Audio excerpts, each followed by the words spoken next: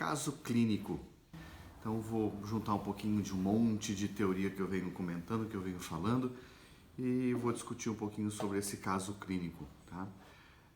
Como eu sempre falo, eu sempre tento manter uma sequência de atendimento, de raciocínio, né, anestésico. Então a primeira coisa que eu sempre digo é o motivo. Por que eu fui chamado ontem para anestesiar essa paciente? Retirada de um nódulo de mais ou menos uns 5 centímetros, tá? Um mastocitoma na região caudal à escápula, em cima da região das costelas, mais ou menos. Ulcerado, aparentemente, né, uma anestesia tranquila, mas vamos apresentar a nossa paciente. Então, uma SRD de 5,2 quilos e uma SRD que parece uma pincher, de 15 anos. Então, primeiro ponto, vamos lá, idade. Né? Mais uma vez, a tutora relutante, um pouco relutante em relação à realização de um procedimento anestésico em um paciente de 15 anos. Então, aí vou contar como é que foi o trabalho em cima com a tutora. Além disso, cardiopata. Então eu já tenho 2 pontos a ter que começar a pensar no que eu vou fazer com esse meu paciente em relação à anestesia. Bom, a tutora tensa e houve uma abordagem, né, em cima da tutora, explicando os motivos pelo qual justificava a entrada desse paciente em procedimento cirúrgico anestésico. Então eu conversei bastante com ela sobre isso e acho que vocês sabem bem, eu gosto de trabalhar com paciente idoso. Então, para mim isso não é uma novidade, para mim é uma coisa que eu gosto bastante de fazer, trabalhar com esse paciente idoso. Lembrando que o paciente idoso ele tem as suas alterações fisiológicas decorrentes da idade, que é normal. Dos exames pré-anestésicos, a parte de hemograma, ok. A parte de bioquímico, o que era esperado, uma fosfatase alcalina um pouco elevada, provavelmente pelo processo de ulceração desse nódulo, desse tumorzinho na região do gradil costal, e a cardiopatia. E a cardiopatia que ela apresentava, aquela cardiopatia das mais comuns, eu vou dizer assim, das cardiopatias em cães, né, degeneração de válvula mitral, com repercussão hemodinâmica. Então, ela tem um refluxo de sangue do ventrículo esquerdo para o átrio esquerdo, aumentando a pressão do átrio esquerdo. E uma pressão sistêmica avaliada nessa avaliação pré-anestésica com eletro e eco e pressão, uma pressão aí que em 3 avaliações pressóricas, em torno de 140 milímetros de mercúrio de pressão sistólica, né? Muito bem, paciente ok, exames vistos ok, e então vamos ao planejamento da anestesia. O planejamento da anestesia eu tive que dividir em 3 etapas, né? Pensando inicialmente no meu paciente em si, idade, então já filtrando alguns fármacos que eu vou utilizar na pré-medicação, na coindução, na indução, na manutenção e no pós, tá bem? O fato de ser uma neoplasia, então isso me faz escolher técnicas anestésicas.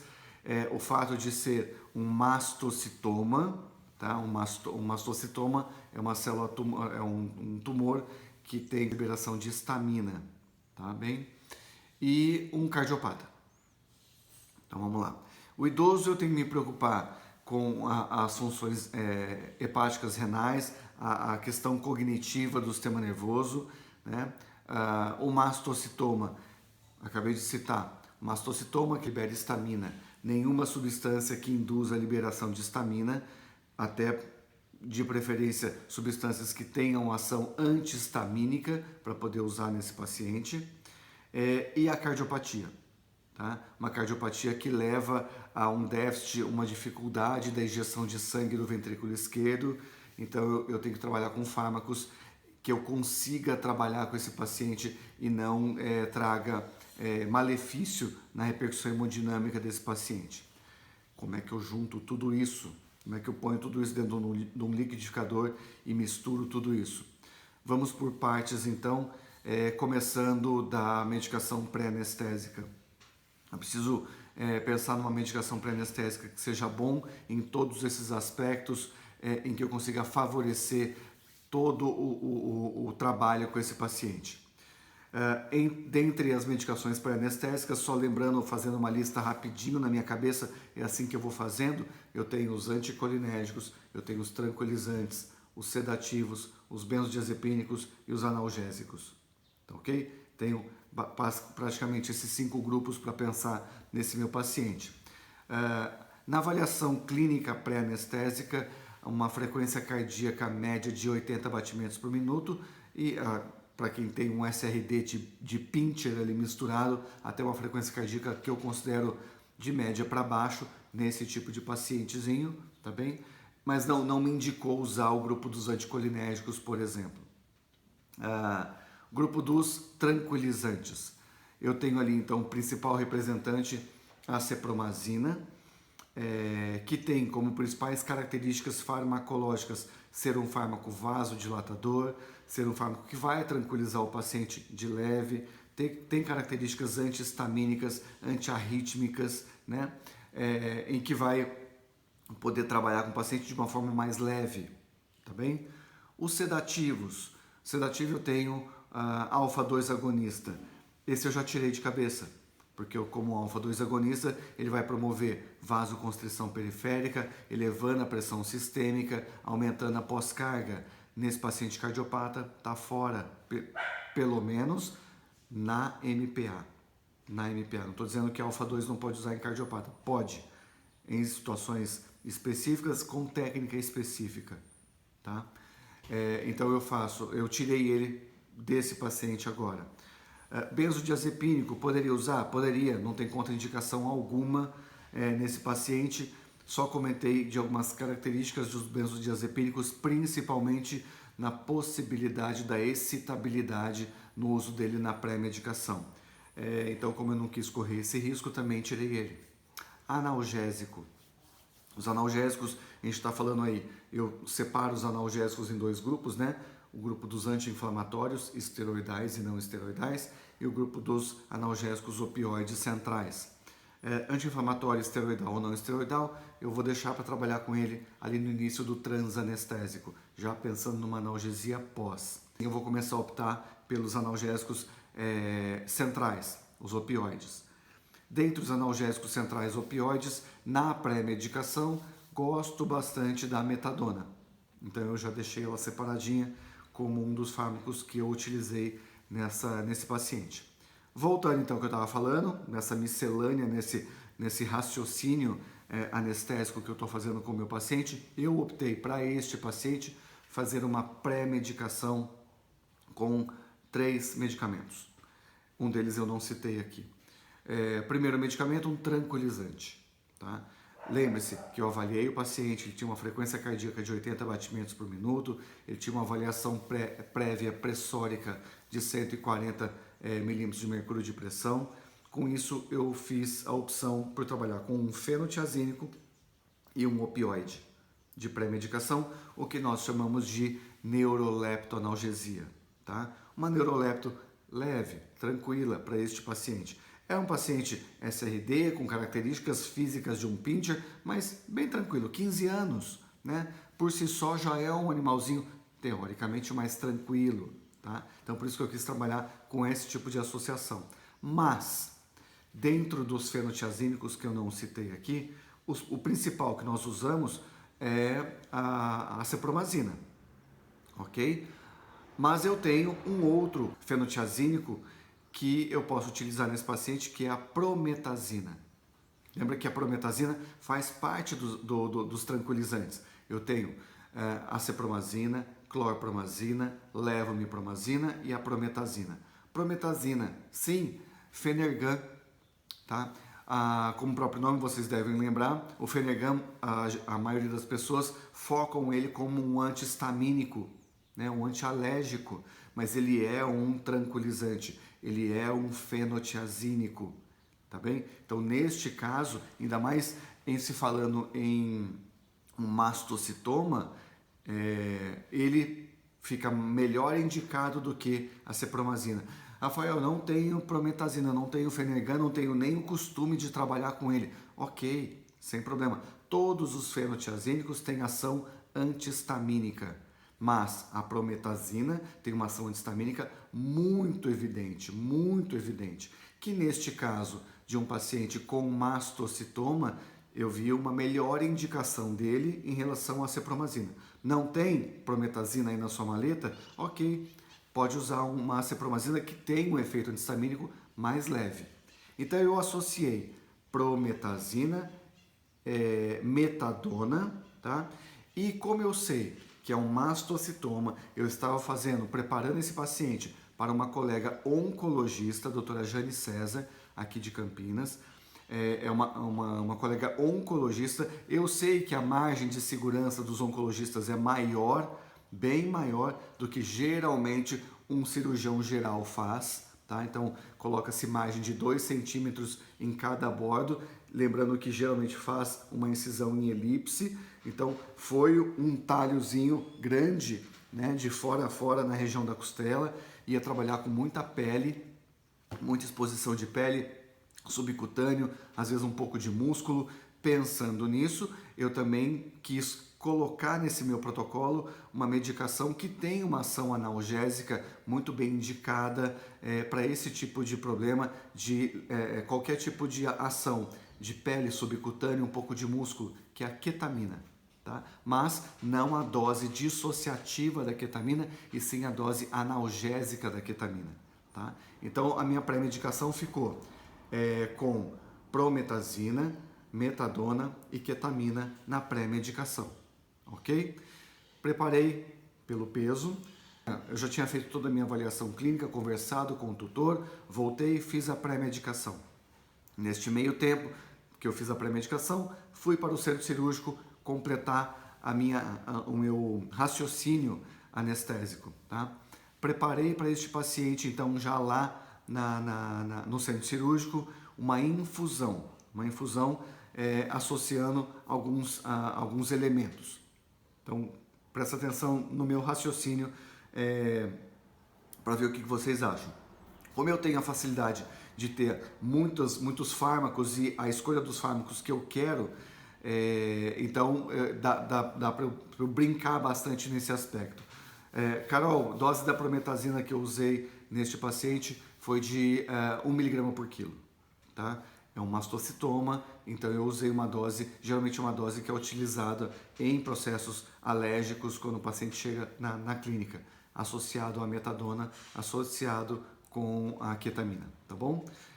Para vocês, para quem quiser acompanhar, na verdade, aqui a live, como é uma live aberta e qualquer pessoa, né, geralmente eu fiz esse canal no Instagram para que pessoas que tenham interesse em anestesiologia me acompanhem.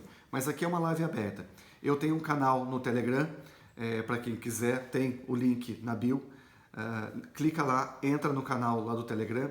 Lá geralmente como é um grupo mais restrito ainda, uma outra filtragem, lá eu falo dose. Tá? Aqui geralmente eu evito falar um pouquinho de dose. Deixa eu ver o que estão perguntando aqui. Você acha que usar a ranitidina para proteção da mucosa gástrica? Ótimo. Muito bom. Muito bom. Pensando aqui, estão perguntando o uso da ranitidina neste caso. Muito bom. Lembrando que a histamina, o receptor estaminérgico do tipo H1, tem tipo H1 e H2, um tem função como uma substância vasodilatadora, que é a função básica dele, e outro tem a função gástrica, né? Eu tenho um receptor estaminérgico na região gástrica, isso pode gerar, sim, a produção de mais ácido clorídrico, vai muito bem indicado, parabéns aí pela observação, tá bem? Pode-se usar, nós fizemos sim, mas ela já estava fazendo o uso prévio dessa medicação, tá bom? Lara, na pré-medicação associado, eu não vejo problema colocar tudo na mesma seringa para fazer uma aplicação só na pré-medicação, tá bem? Vamos voltar para o centro cirúrgico então. Nesse período, esse meu paciente está no ambulatório, está com uma diminuição de luz, diminuição de barulho, ele está sendo preparado na pré-medicação. Eu fui para o centro cirúrgico, fui preparar meu fluido, tá? Meu fluido de manutenção. Então, a primeira coisa do fluido é uma neoplasia, é um mastocitoma. Nós sabemos que Ringer com lactato ou lactato, ele favorece o metabolismo tumoral. Então, eu tirei o Ringer lactato, coloquei Ringer simples, ou pode trabalhar com Ringer simples ou solução fisiológica de fluido de manutenção. Preparei meu fluido de manutenção e preparei minhas infusões de analgesia. Como eu tenho a possibilidade de trabalhar com bombas de infusão, coloquei 2 bombas. Uma bomba associando remifentanil e ketamina. Coloquei uma bomba colocando os dois, remifentanil e ketamina. Remifentanil, um opioide sintético com mais de 500 vezes a potência da morfina, que não faz metabolismo hepático, que vai conferir uma redução do consumo de anestésico geral em aproximadamente 60%. Então eu já ganho aí 60% menos de anestésico geral de manutenção. Associado a ele, a ketamina em infusão. Mas você já fez a ketamina na pré-medicação, sem problema nenhum. Dose de ataque para atingir um target inicial rápido e uma dose de manutenção de ketamina para manter a analgesia e a potencialização do anestésico geral. Na outra seringa, eu estou falando de um cardiopata. Um cardiopata que apresentou na avaliação de eletrocardiograma dele prévio alguns eventos de arritmia, principalmente a BAV, até BAV de segundo grau, apresentou alguns elementos de BAV de segundo grau, né? Bloqueio atrioventricular de segundo grau, e fez esporadicamente uns VPCs, contração ventricular prematura. E por que então eu fiz uma infusão de lidocaína no transanestésico? A lidocaína ela tem o aspecto de ser um antiarrítmico ventricular muito bom, ela tem o aspecto analgésico dela, leve, mas um aspecto analgésico dela, e ela tem um aspecto vasodilatador. Para um cardiopata ela é interessante, desde que você monitore e mantenha uma pressão sistêmica adequada para este paciente, tá bem? Então eu fiz uma infusão, voltando, de remifentanil e ketamina e uma infusão de lidocaína neste paciente, mais o fluido de manutenção. Juntando esses 3 fluidos, 1 ml quilo-hora do remifentanil e ketamina, 1 ml quilo-hora da lidocaína, mais 1 ml quilo-hora de manutenção. Então eu estou somando aí 3 ml quilo-horas de fluido de manutenção nesse paciente cardiopata. Geralmente é o que é preciso para esse paciente. Tudo bem? Técnica. Voltei para o meu paciente. Fui lá, ele não estava chapado. Tá? Por quê? Porque eu não fiz um sedativo. Fiz uma tranquilização com uma dose bem baixinha. Ele ainda estava andando mais devagarzinho, mas ele ainda estava andando normal. Peguei no colo, levei para o centro cirúrgico. Ele permitiu fazer tricotomia, canula veia, tá? E aí eu fiz a minha pré-infusão de remifentanil e ketamina intravenoso por 5 minutos. Ok? Então coloquei o remifentanil e ketamina na veia do meu paciente, liguei a minha bomba e por 5 minutos ficou ali fazendo pré-infusão. Já falei da importância dessas pré-infusões. Ela vai entrar, na verdade, como um coindutor para o Propofol, foi o fármaco que eu usei de indução. Tá? Isso faz com que eu reduza muito a dose do Propofol para indução. É importante que você faça todas as suas pré-infusões antes do Propofol. O objetivo disso é você aumentar a sua janela terapêutica e diminuir, abaixar a janela terapêutica. Isso faz com que você utilize menos anestésico geral na indução e na manutenção. Tá? Entrar com Propofol, pôr em plano e depois colocar analgésico, você tem que ficar muito mais esperto e você pode não ter uma resposta tão boa quanto a gente faz colocando essas pré-infusões antes da indução com Propofol. Então, como eu já falei, fiz essa pré-infusão de 5 minutos, depois eu peguei o Propofol e fiz a indução anestésica com Propofol. Eu precisei, neste paciente de 5,2 quilos, meio ml de Propofol para entrar em plano. A partir desse ponto, intubei, ok? E eu fiz a opção como técnica de manutenção o uso da anestesia geral inalatória. Por quê?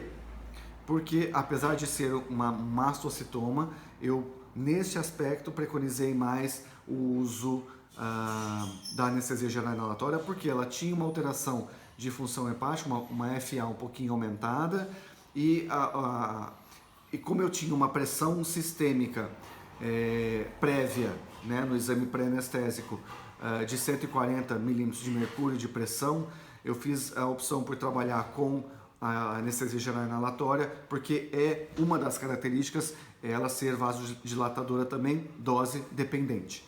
Tá? Porque senão eu teria que usar uma infusão um pouquinho maior de propofol, eu quis preservar um pouquinho mais a função hepática desse paciente, por isso que eu fiz a opção de anestesia geral inalatória. Induzi, coloquei, intubei, posicionei esse paciente, já estava feito, permitiu fazer tricotomia antes, da região do tórax direitinho, fiz a manutenção. Então, qual é a situação do meu paciente agora? Ele tem uma pré-medicação de metadona, a metadona dura umas 3 horas, mais ou menos. Ele tem uma ketamina, que eu tinha feito na pré-medicação, ketamina de manutenção. Agora ele tem um remifentanil na infusão, tem lidocaína na infusão, tem ketamina na infusão. Eu trabalhei com uma vaporização muito baixa, muito discreta, muito baixinha, tá bem? Antes de começar, eu já fiz uso de uma outra medicação para ajudar na questão analgésica. Eu fiz a administração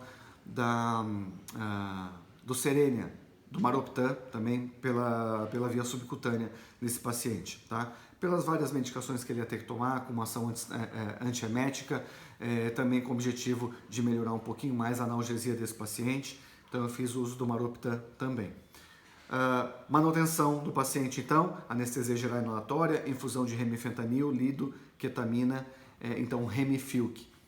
E foi um paciente extremamente estável. Houve algumas poucas oscilações, tá? Frequência cardíaca se manteve ali na faixa de 80, 100 batimentos por minuto mais ou menos. A pressão sistólica ficou variando entre 100 a 120, tá? A média ficou variando entre 80 e 60 mais ou menos. Então uma pressão sistólica dentro do que é preconizado para um paciente, mais border inferior, mas sem nenhum tipo de problema, oximetria ok, capnografia ok. Bom, hora que tirou o segmento inteirinho da costela, houve uma exposição, então, de todo um tecido subcutâneo e muscular. Eu tenho feito esse tipo de procedimento e tenho tido bons resultados, que eu preparei numa seringa uma associação de lidocaína e bupivacaína. Já fiz até um vídeo, né, falando um pouquinho sobre isso. Então eu fiz uma associação de lidocaína e bupivacaína, respeitando a dose máxima dos dois anestésicos para o peso do paciente. Então eu calculo o volume máximo que eu posso administrar, mesmo sendo tópico, tá? Eu faço esse tipo de associação. Então eu misturo esses dois fármacos numa seringa, na dose condizente para o peso do paciente. Então eu faço uma associação de lidocaína e bupivacaína. Por quê? Porque a lido tem um período de latência de mais ou menos 1 minuto e um período de ação de 20 minutos. De 40 minutos, a lidocaína. E a bupivacaína tem um período de latência de 20 minutos e um tempo de ação que pode chegar a 4 horas, topicamente falando, tá? Então associei os dois. Assim que a doutora Jane tirou todo o nódulo mais a sua margem, então expôs bastante tecido, região de costela, tá? Eu aspergi a lidocaína e a bup em cima e ela espalhou isso para mim com o dedo, aguardou 1 minuto e aí ela fez o seu trabalho com eletroquimioterapia, tá? Então nós aplicamos a bleomicina. Eu apliquei a bleomicina intravenoso, esperou o tempo que tem que esperar. Ela fez toda a aplicação da eletroquimioterapia, tá? Nos bordos e no leito onde estava o nódulo, ou mais ou menos uns 15 a 20 minutos de trabalho em cima com eletroquimioterapia. A gente vê que realmente a sensibilidade ela diminui bastante com essa aspersão prévia de lido e bup. terminou toda a redução de subcutâneo, tá? Redução de espaço morto, e aí todo o trabalho para fechar o subcutâneo e a pele desse paciente. Nesse meio tempo, eu já tinha preparado e eu discuti sobre o caso, as necessidades desse paciente de um analgésico pós-operatório imediato. Nós fizemos, mesmo sendo um mastocitoma, nós fizemos a opção de trabalhar com um anti-inflamatório não esteroidal associado com a dipirona como analgésico anti-inflamatório pós-operatório, foi o que foi feito, tá? E para a gente fechar todo esse processo que eu estou descrevendo hoje para vocês, por ser um cardiopata, e nesta cardiopatia houve a indicação de nós trabalharmos com a furosemida. Isso faz com que a gente evite as descompensações cardiovasculares no pós-operatório imediato. Tá? Então eu fiz o uso da furosemida subcutâneo, isso já assim, finalizando o procedimento, terminando os últimos pontos de pele, eu já faço a furosemida.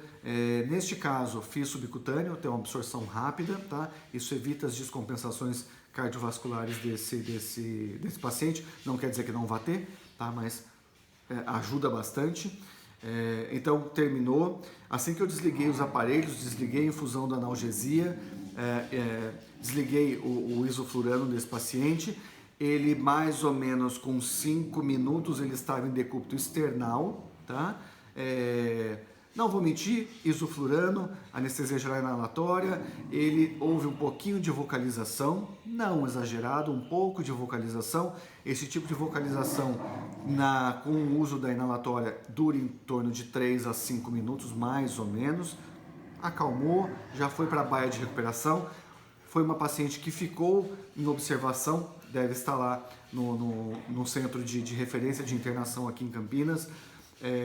Ficou internada e deve estar sendo liberada agora de manhã. Eu ainda fiz um outro procedimento anestésico nessa clínica, então eu fiquei lá mais um período, observei ela bem no pós-operatório, ela já estava de pé na baia dela, sendo observada e monitorada pelos colegas da internação. Então foi uma recuperação tranquila, sem nenhum tipo de estresse, tá? Então aqui para contar para vocês que, mais uma vez, idade não é limite para uma anestesia, e que você diz o que você quer fazer com o seu paciente, tá? Não corra atrás das falhas da sua anestesia, tá? O que você tem que fazer é programar a sua anestesia, planejar a sua anestesia e você comandar, dar o ritmo na sua anestesia, você pegar as rédeas da sua anestesia e conduzir ela da forma que você acha importante isso acontecer. Variações no trans acontecem, mas você está ali sabendo o que você está fazendo, esperando essas variações acontecerem, você só coloca no prumo de novo, tá ok? Então todo esse planejamento é fundamental, a avaliação individualizada desse paciente e a condução de uma forma tranquila, você se sentir seguro para passar segurança para esse seu paciente.